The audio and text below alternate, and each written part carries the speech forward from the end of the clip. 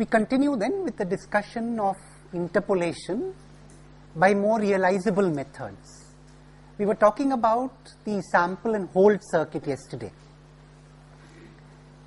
In the sample and hold approach, we realized that the whole sample and hold operation was equivalent to passing the sample train through a linear shift invariant system whose impulse response had the following form.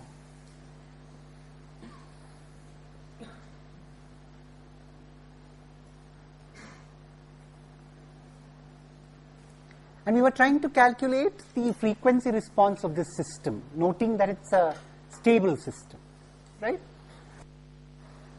And in fact, the frequency response, h of f, we had calculated it. It was given by e raised to the power minus j pi f ts, right? Ts, we took a factor of ts, right?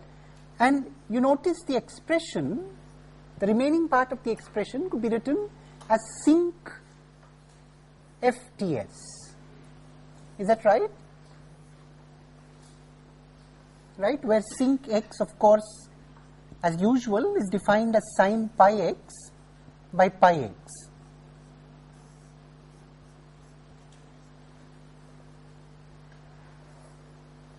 Do you agree with the expression? Yes? Look back at the expression and check if it's correct. Yeah?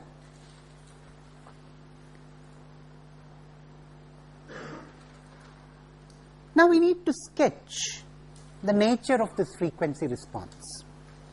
All right, let's sketch h as a function of f here. In fact, let's first sketch the magnitude. That's more important.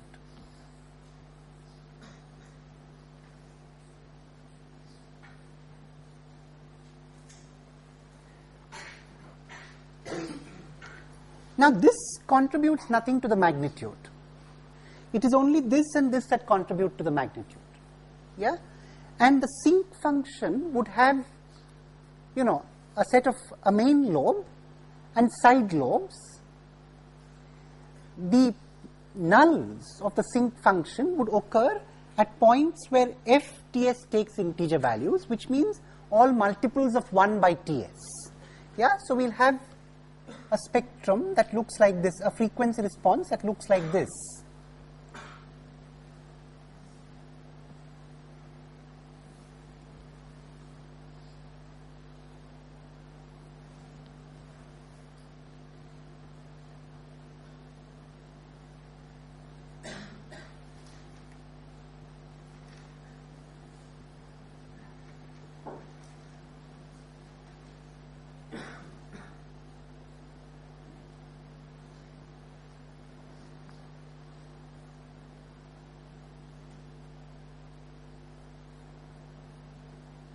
And so on. And of course, the maximum magnitude here is Ts.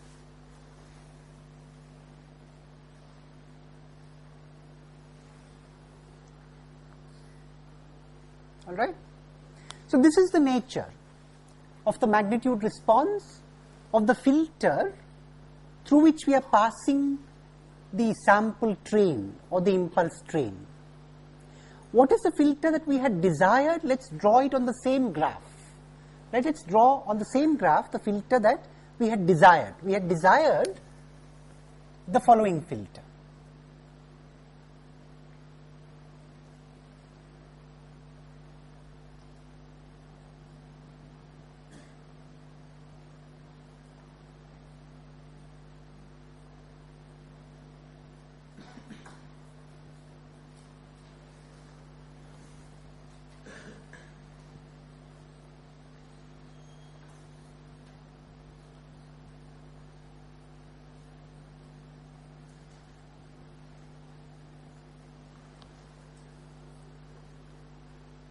Is that right? Yeah. The ideal filter that we wanted was a low pass filter between 0 and 1 by 2 Ts. That's Fs by 2. Yes. So now we can analyze from here the two kinds of distortion that we have in the signal, in the reconstructed signal. The first distortion is because this magnitude response is not flat. It's not flat between 0 and Ts by 2. I mean 0 and Fs by 2. Right? It should have been flat. So therefore, even though we may have sampled at the Nyquist rate, the process of holding is going to introduce a distortion in the input spectrum or in the spectrum of the signal that we've sampled, because it is going to multiply the spectrum by this portion of the waveform. So now, even if we follow the sample and hold waveform, sampled and held waveform by an ideal low pass filter. So, suppose visualize a situation where your circuit has carried out a sample and hold operation and then followed it up by an ideal filter, an ideal low pass filter, or a low pass filter that's very close to the ideal in whatever sense. Still, there would be a distortion of the input signal spectrum, right? However, the positive side of the matter is that there is no null, there is no zero in the spectrum between minus Fs by 2 and plus Fs by 2. Why is this no zero an important consideration? Let's try and understand a different part of the spectrum to appreciate the importance. Now take the 0 at 1 by Ts. What is the effect of the 0 at 1 by Ts? What does it mean as far as the spectrum of the reconstructed signal is concerned? Now remember, the sample signal would have replicas of the original spectrum located at every multiple of 1 by Ts. So it would have a replica of the original spectrum around 1 by Ts, around 2 by Ts, around 3 by Ts, and so on, right? What is the second aspect of distortion that we are going to have? The second aspect is that these replicas should have got cancelled completely. But now they are not cancelled completely. There is some vestige left. There is some vestige. Yeah? The word vestige denotes residual, residual occurrence. The word vestige refers to residual occurrence. So, there are going to be vestiges of the Elias spectrum that remain as a consequence of the magnitude not quite falling to 0 here. Not only that, those vestiges are going to be severely distorted. That's because there's a null at 1 by Ts. So, if you look at the spectrum, what's going to happen is the spectrum is going to get completely distorted around 1 by Ts. I mean, the replica of the input spectrum, which goes to 1 by Ts, is going to get completely multiplied by 0 around 1 by Ts. And it's going to get significantly emphasized on the sides. You see the point? So within the region, if you think of this original spectrum and its translated version around 1 by Ts, then the higher part, by higher, see here higher and lower are relative.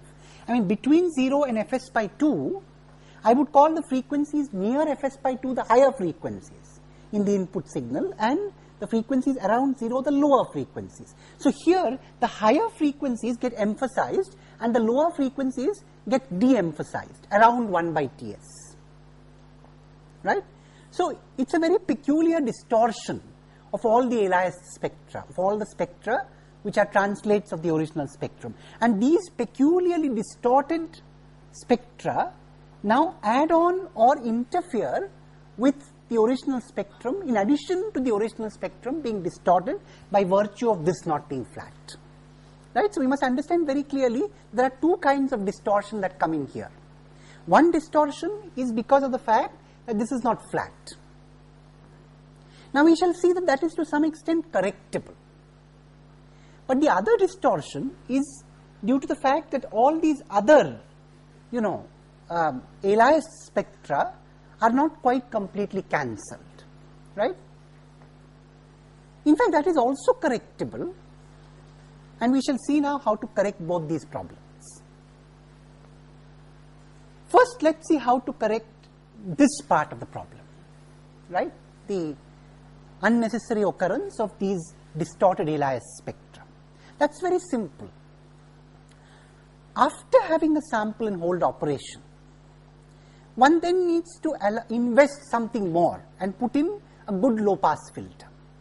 If one wants a better reconstruction, then if you put in an additional low pass filter later, or if you put in, and even if you put in a crude low pass filter, right, that low pass filter with a cutoff of Fs by 2 will further attenuate or will further reduce the intensity of these, additional alias spectra.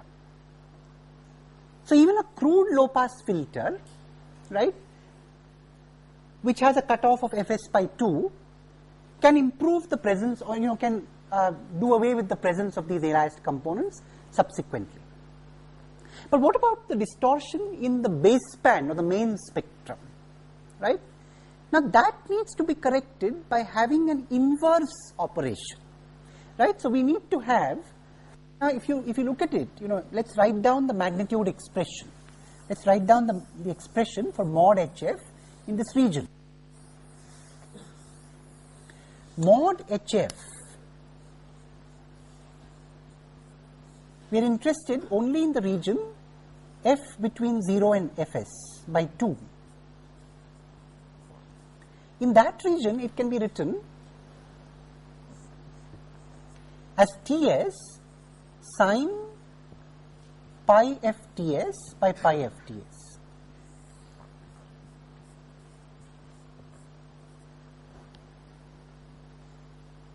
Now suppose, hypothetically, we had another linear shift invariant stable system with a frequency response. So let's call it, now let's call it an equalizer. So suppose we had an equalizer LTI stable system.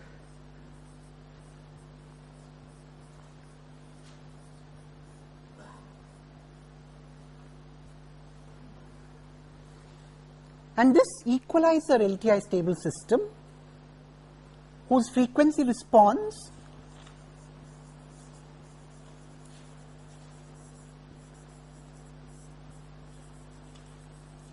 is HEF, we'll call it HEF, had the value HF inverse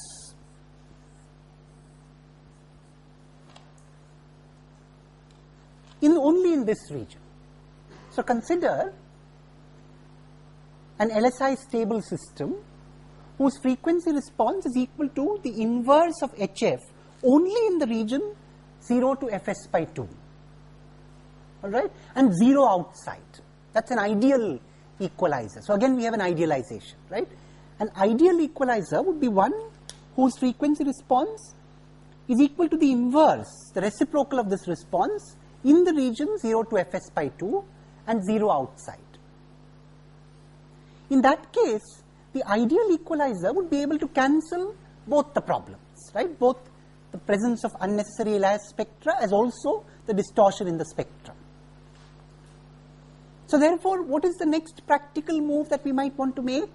Even if there is distortion due to a sample and hold operation, one can follow it up with a linear shift invariant system which approximates the equalizer response as closely as possible, right? So there you want not quite an ideal low pass filter, but a linear shift invariant system which can realize this response as accurately as possible, right? Now of course one must emphasize the frequency response is HEF given by HF inverse for mod F between 0 and Fs by 2 and 0 else, right? And that's the problem. In fact, the whole problem with these ideal responses is that you have this 0 else. If you ask me in very simple language, what is the problem with these ideal filters? Why are you calling them ideal and unrealizable? In one sentence, the answer is this desire of 0 else. it is impossible to realize a system whose frequency response is 0 over a whole interval of the frequency axis. Of course, the ideal impulse response can be obtained, and one can even describe, the operation of the system in terms of its time domain behavior. But realizing that time domain behavior with realistic analog elements or even discrete time elements becomes impossible with a finite number of elements. That's the problem. The reason for this is a little difficult, but the principle is not too difficult to understand, right? When you have a frequency response which is 0 over an entire segment of the frequency axis, it makes the system unrealizable. And unfortunately, a lot of our ideal responses have exactly that property, and that's what poses a challenge in design. The ideal is known, the ideal can be described, the ideal behavior can be obtained. But you also know that the ideal is unrealizable. And therefore, you know that you have to work with compromises, and the challenge is, how can you get the best compromise with the least cost? That is the problem in design most of the time. Yeah? So with that background, we then conclude this discussion on the sample and hold, just noting again that there are two kinds of distortion the sample and hold introduces: a distortion in the original spectrum and the presence of unwanted aliased vestiges. In principle, both of these can be corrected by using an ideal equalizer. The ideal equalizer itself is unrealizable, and therefore you may approximate the ideal equalizer by another circuit which approximates that response as closely as possible, right? Thirdly, and that will take us to the next issue, the sample and hold is just one way of approximating the reconstruction process. In fact, the next, more complicated approach could be to have the same system that we are talking about here cascaded once more. So, visualize the following situation.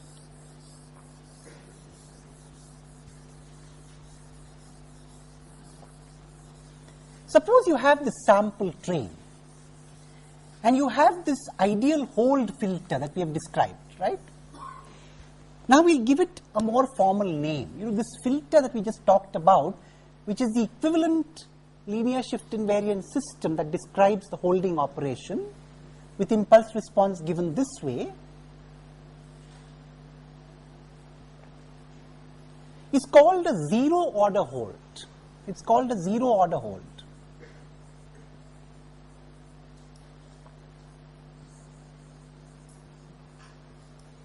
And what we have described right now is a situation where you have an ideal sample train here passed through a zero order hold. But the next level of complexity would be to just cascade one more zero order hold with this output. So you have a sampled and held output here, cascade it with another zero order hold.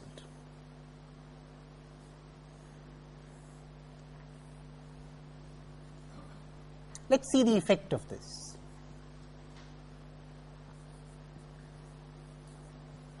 In fact, the output here, let's call the output here, this is XST, where XT was the original signal that was sampled, okay? XST is a sample signal, and this is the zero order reconstructed. So we'll call it X0T here, and we'll call this X1T here, right? Now, suppose we do this hypothetically. At the moment, we don't know how we would do this with analog circuits, but suppose you had a system that does this, and you could just put that system again in cascade and realize this cascade system. And now, this together is called a first order hold.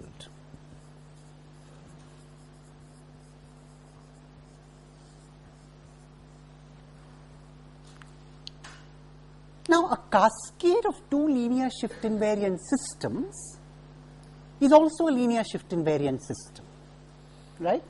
Further, both of these linear shift invariant systems are stable.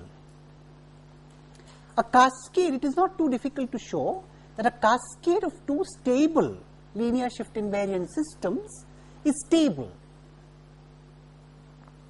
That is very easy to show. Let the input here be bounded, right?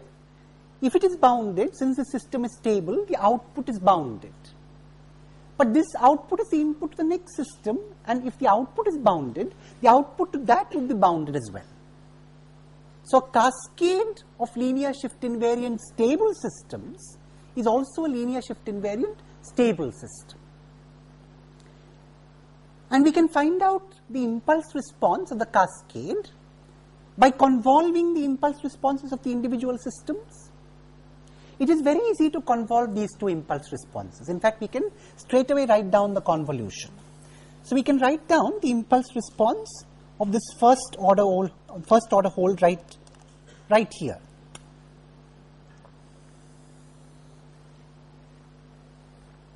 So, its impulse response would be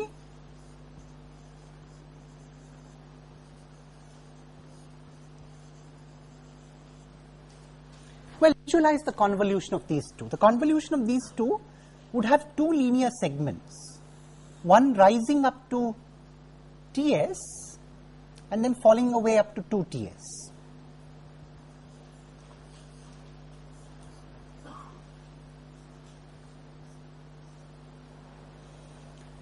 And of course, you can see that the maximum height would be Ts here.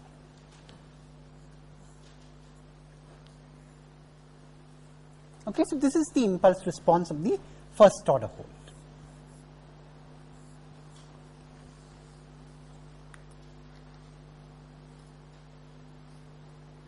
All right, is it all right? The convolution is very easy to calculate here. Now we can once again interpret what the effect of this first order hold is going to be. Right, we can give it an intuitive or a physical explanation.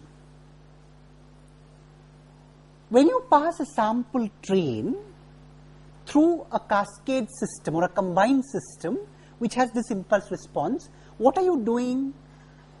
You are taking this impulse response, translating it by every multiple of, by every position at which the impulse lies, scaling it by the strength of that impulse and adding up these scaled and translated versions of the original impulse response. Now take any one of those impulses in your impulse train. Each of those impulses is located at a multiple of Ts, right? So let's take the impulse located at say 5 times Ts. What is the contribution of that impulse? It is this shifted so that the 0 comes to 5 Ts, and therefore this goes to 6 Ts, this goes to 7 Ts. And this whole thing is scaled by the sample value at 5 Ts. Right? Now visualize that if you look at the points 0, Ts and 2 Ts, exactly one of them is non-zero, that is the central point, Ts. And at that point the height is Ts. Right? So what you have, what is the contribution of this impulse at 5 Ts? At the point 6 Ts, it will contribute Ts multiplied by the sample at 5 Ts.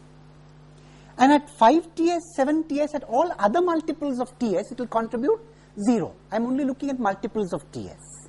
So if you look at only multiples of Ts on the time axis, the shifted version of this will contribute the sample at 5 Ts times Ts at the point 6 Ts.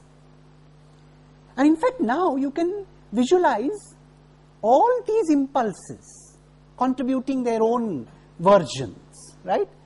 So what does each impulse do? It contributes that sample value multiplied by Ts at the next sample location.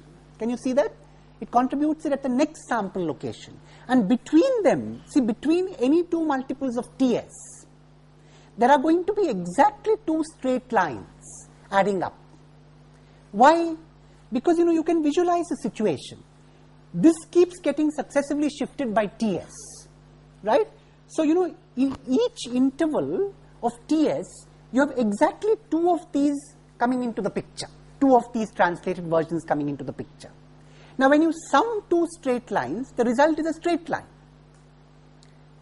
And you know the endpoints of the straight line. What are the endpoints of the straight line?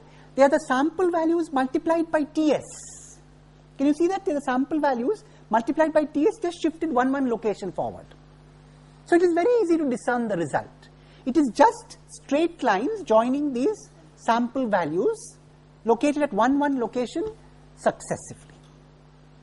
So what does this do? This carries out linear interpolation. Yeah? So this could be thought of as a linear interpolator.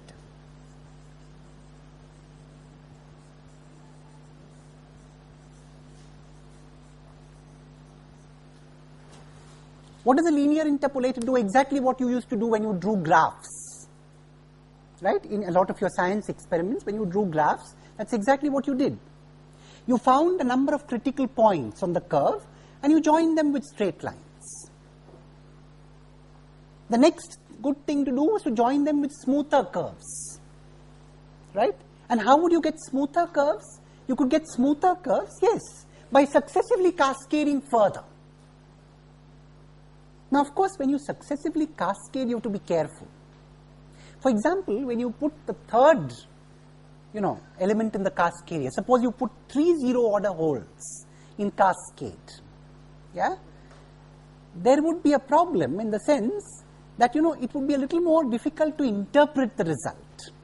Yeah, it would, of course, be equivalent to joining the points by a smooth curve, but the points themselves will get modified a bit. So, I encourage you to carry out this analysis further.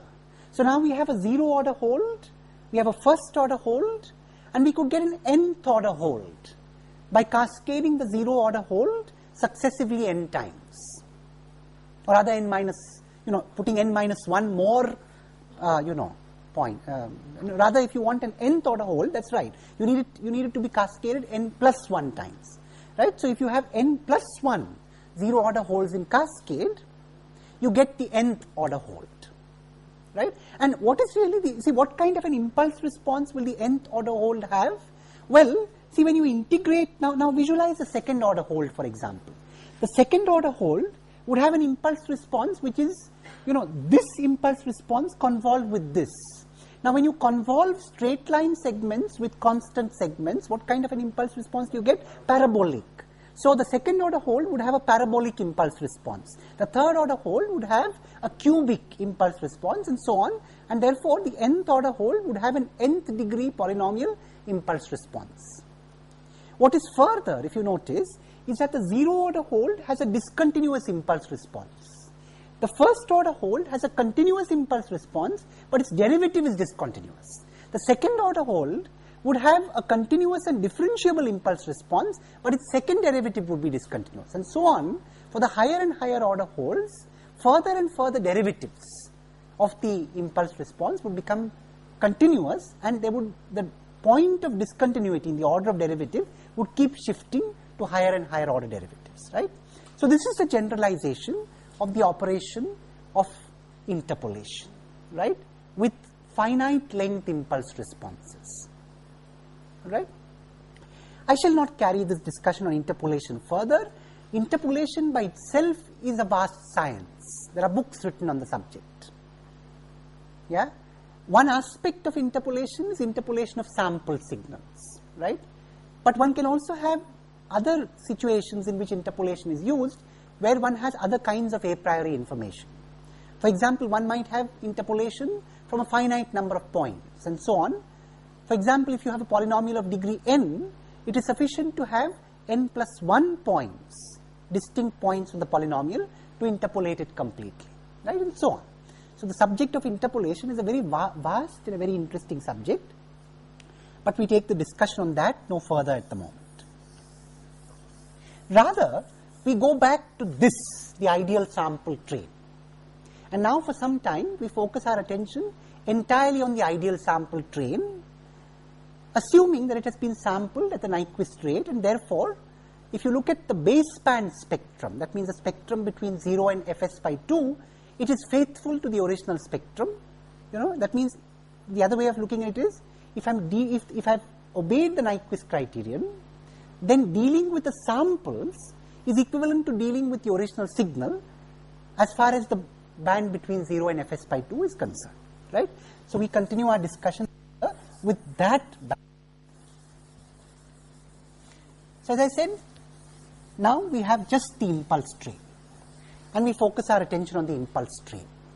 And now, from the impulse train, we construct a sequence, right?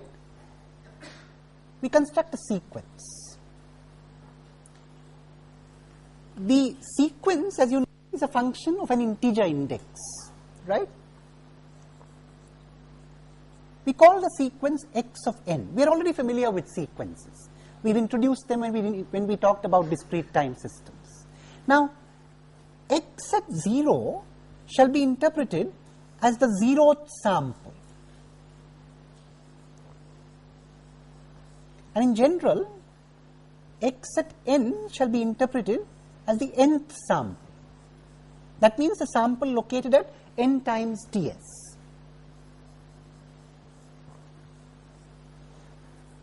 Right? And now we can have a whole host of operations that we can carry out on the sequence. We've already studied discrete time signals and discrete time sequences before. Is that right? And we are aware that there are a lot of parallels between continuous time systems and discrete time systems. The notions that we have for continuous time systems can to some extent be carried over to discrete time systems, linearity, time invariance, causality, stability, and so on. So, you see, now we'd like to find out whether one can also carry the notion of the Fourier transform to the context of sequences. And that's not very difficult to do. Actually, if you look at it, suppose we took the Fourier transform of this impulse train, right? Suppose we took its Fourier transform. What would it look like? Well, it would be summation n going from minus infinity to plus infinity, x at n ts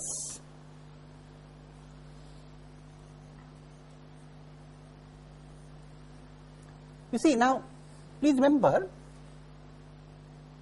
there is an impulse. Well, let me calculate it. So it's integral of this minus infinity to plus infinity. There's an impulse located at nts. Yeah. And of course, this is multiplied by e raised to power minus j omega t dt.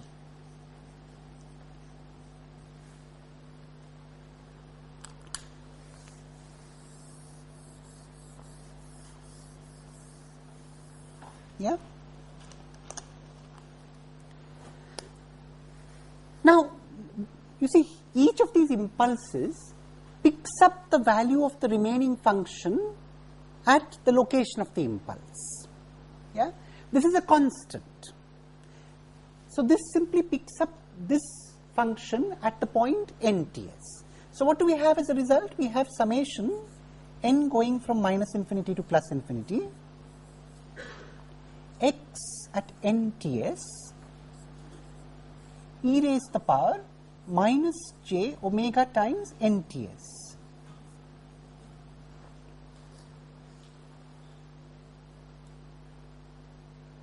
But if you look at this expression, the sequence that we just constructed was xn, and x square n. You see, in our sequence, x square n was nothing but x at nts. Do you agree with me?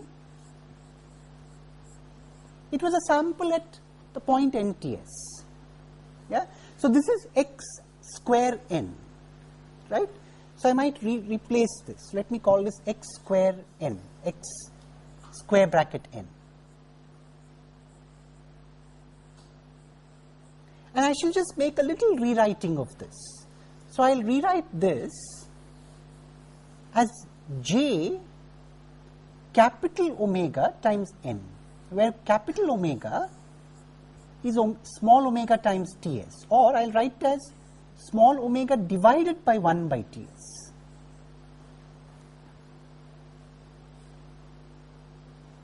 Alright, I will write it as small omega divided by 1 by Ts.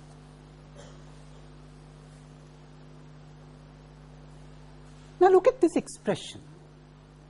This expression resembles the expression for a Fourier transform in continuous time if we replace the integral by a summation. Can you see that? You know, what would be the equivalent of a Fourier transform for sequences? Instead of integrating on all t, you would sum over all n. And what would you sum over all n? E raised to the power minus j omega n. In fact, this is called the discrete-time Fourier transform.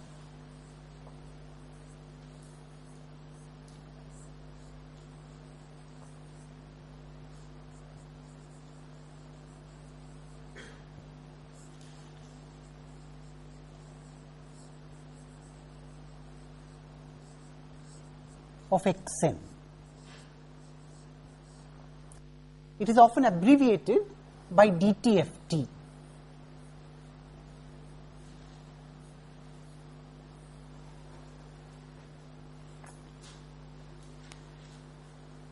So it's called the dtft of xn. Again, we have a problem. The dtft is an infinite summation, so we are not guaranteed convergence. So this expression is meaningful only when this summation converges. We shall, if it converges, we shall denote this quantity by capital X of capital omega.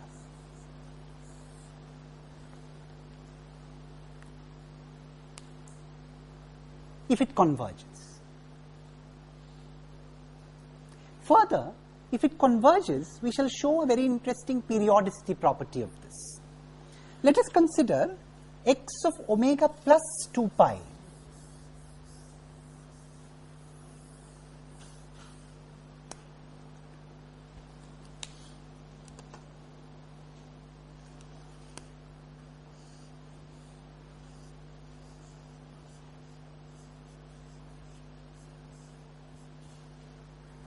One can easily show that its summation on n, xn, e raised to the power minus j omega n, e raised to the power minus j 2 pi n.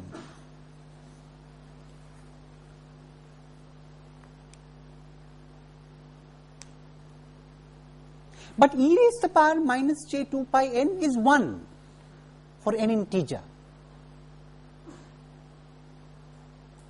And therefore, this expression is equal to x of omega for all omega.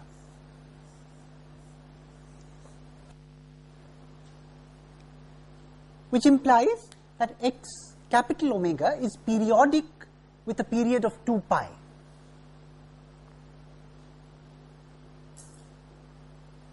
So the discrete time Fourier transform of a sequence is always periodic with a period 2 pi on the capital omega axis. Surprising? But if you think about it, not so much. Let's go back from where we came. Right? You see, where did we come from? We came from a sample train. Right? Now, what is the effect of sampling the original signal? To take the original spectrum, translate it by every multiple of 1 by Ts and adding up these translates. When you do so, the resultant spectrum is bound to be periodic. If you are translating the spectra and adding up the translates with the same intensity, that's what you would do with an ideal sample train, right? Then the resultant spectrum is bound to be periodic. In fact, the period is going to be the sampling frequency, right? So if you look at the spectrum of an ideally sampled signal, it's bound to be periodic with a period equal to the sampling frequency. Now, what is this frequency capital omega? It's the original analog frequency small omega divided by the sampling frequency 1 by Ts. So, it's like scaling that small omega by Fs. So, if the original spectrum was periodic with a period equal to Fs, this would be periodic with a period equal to 1 on the F axis or 2 pi on the capital omega axis. Right? So, that periodicity of 2 pi by Ts, which was there in the original sampled signal spectrum, is now carried over to a periodicity of 2 pi on this capital omega axis. And in fact, this capital omega axis can now be given a name. It is called the normalized frequency axis. Right? Capital omega is called the normalized discrete frequency or normalized frequency. The normalized frequency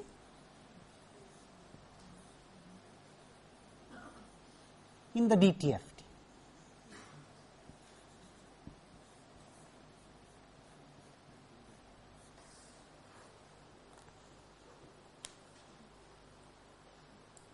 Yes, Amit. The input signal is not, the question is how is the input signal periodic with Ts? The input signal is not periodic with Ts. The input signal xt has been sampled with an ideal sample train. So, that's all right. Now listen, the input signal has been sampled with an ideal sample train with period Ts. What is the effect on the spectrum? To take the original spectrum, translate it by every multiple of 1 by Ts and add these translates. Now, if you have an ideal impulse train, the spectrum is an ideal impulse train at multiples of 1 by Ts. So, you are taking the original spectrum, translating it by every multiple of 1 by Ts, and all these translates are scaled by the same amount and they are added. So, the spectrum is periodic. The spectrum of the sample signal is periodic with a period equal to 1 by Ts. Right? Not, it's, please remember, the input signal, or for that matter, the sample signal is not periodic in general.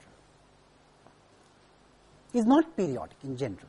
It is the spectrum of the sample signal which is periodic with a period equal to the sampling frequency on the Hertz axis or the sampling angular frequency on the omega axis. But when you normalize it, it becomes periodic with a period 2 pi. What do you mean by normalization? Divide by the sampling frequency. Why do we normalize? Because this makes the analysis independent of sampling frequency. Right? So, now on this normalized capital omega axis, the region from minus pi to pi, right? Let us understand. On the normalized axis,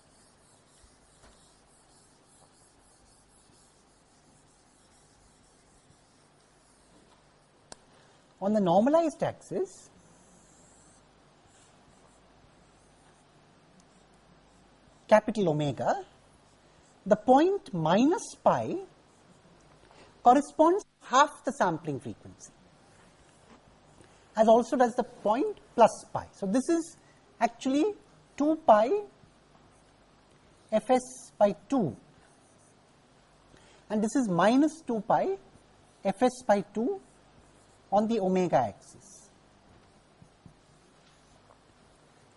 Right. So, the analog frequency equal to half the sampling frequency is the normalized frequency of pi, and the analog frequency of minus half the sampling frequency is the normalized frequency of minus pi. And therefore, our entire attention would be on the spectral range on the normalized omega axis. It would be on the spectral range minus pi to pi,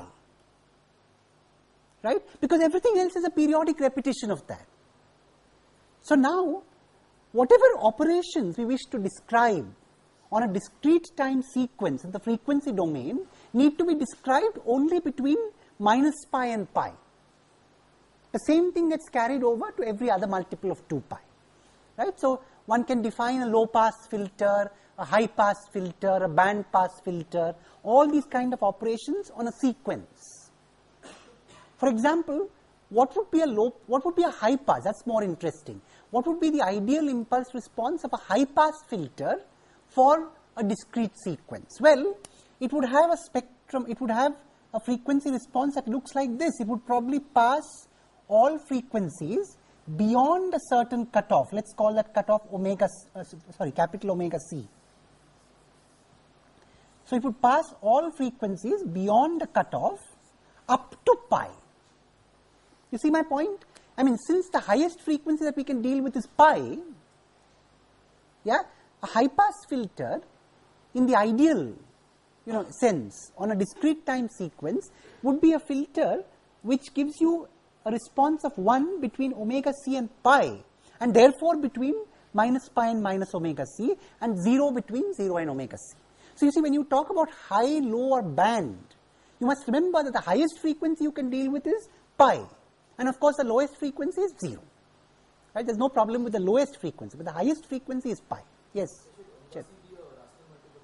No, not necessary. Omega c, the question is whether omega c should be a rational multiple of pi, not necessary.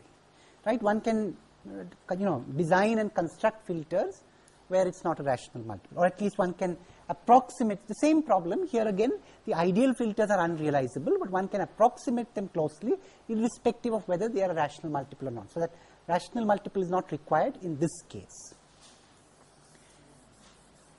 So you see, now this opens up a whole new vista of possibilities. You see, if my signal is band limited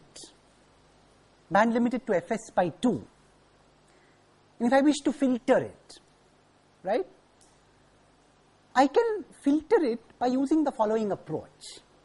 I could sample it first, right? Then I could subject the sequence that comes out of those samples. You can think of that sequence, if you just think of it this way.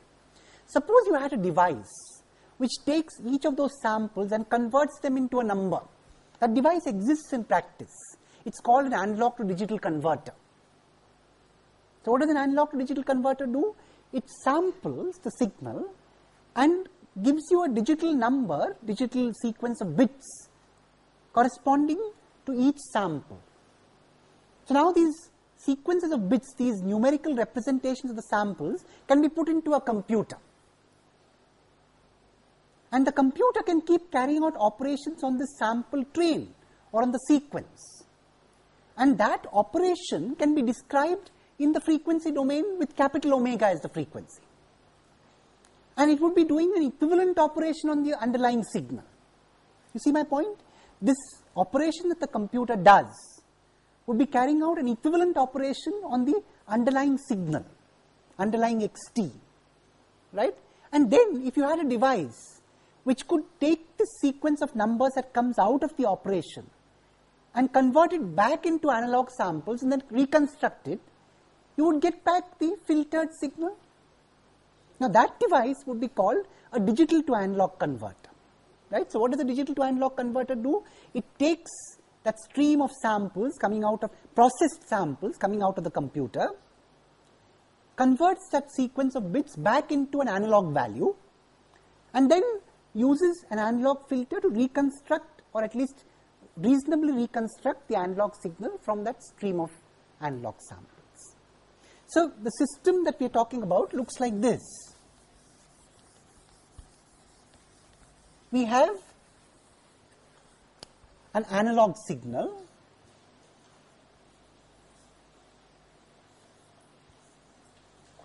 which is band limited.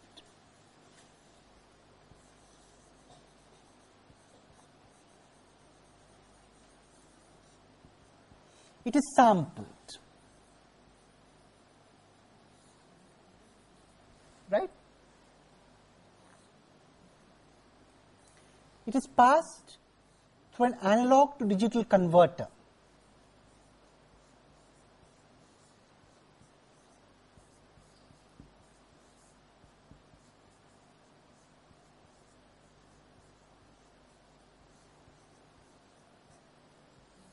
ADC is a short form of analog to digital converter. This gives us a sequence which we shall call the input sequence.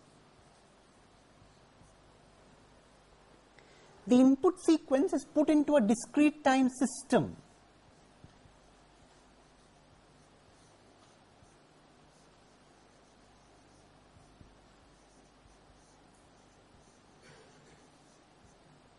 and that would produce an output sequence.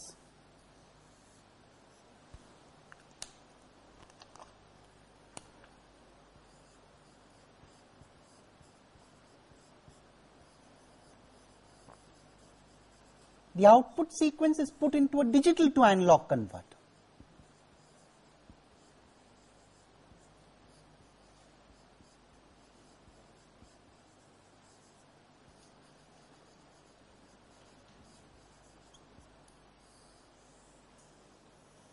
And that would give you a processed analog signal.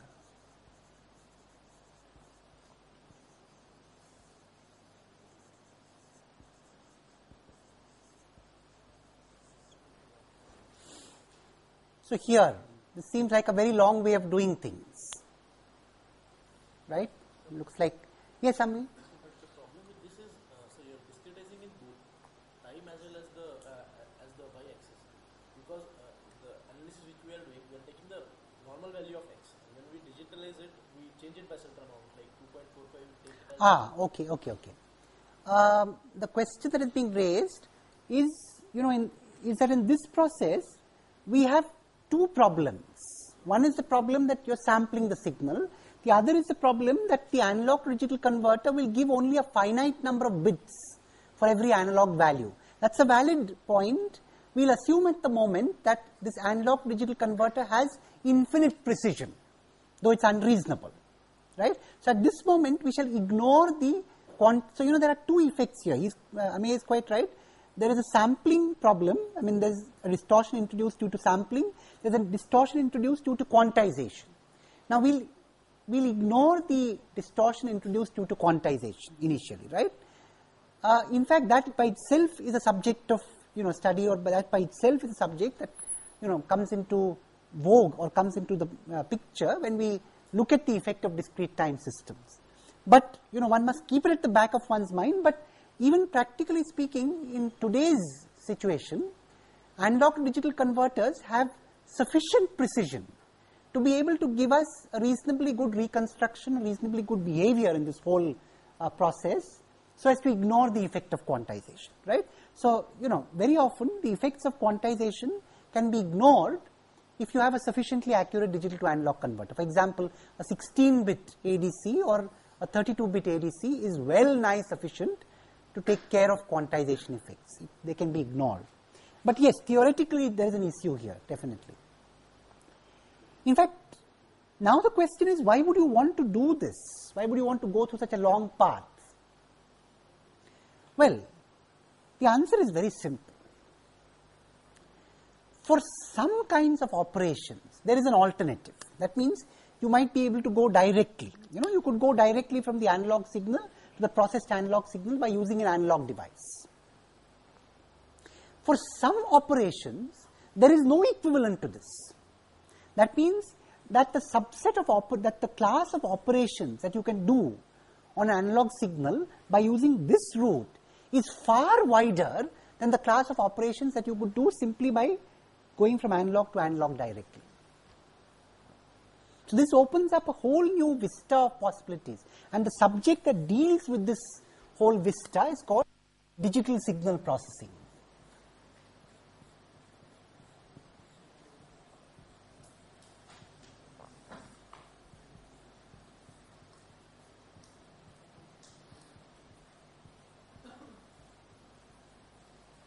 Subject by itself, and a very well developed subject.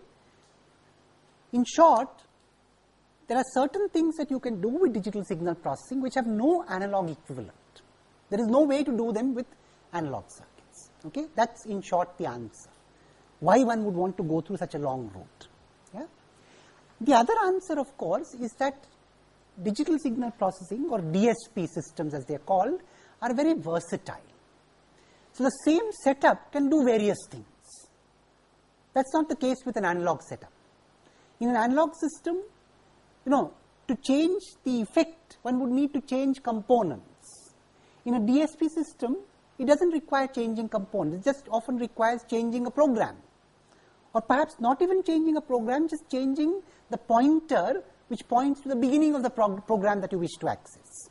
You might have a number of programs stored in memory, you might just change the pointer. Right? So, the system versatility is considerably greater if one does it by digital signal processing methods. But as Ameya points out, and otherwise, there are problems. There are problems of quantization, there are problems of complexity. This kind of a system is more complex. So, you gain something and lose something in the process. Yeah? With that then, we come to the conclusion of today's lecture, and we shall proceed in the next lecture by developing further the principles of transforms on sequences, right, and also on signals.